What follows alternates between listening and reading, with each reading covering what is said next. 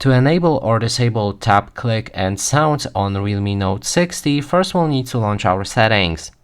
Then we can move to the sound and vibration options. Now when we scroll down, there's the tap and click sound. Now when we click on any button or perform any action, as you can hear, there's a sound going off.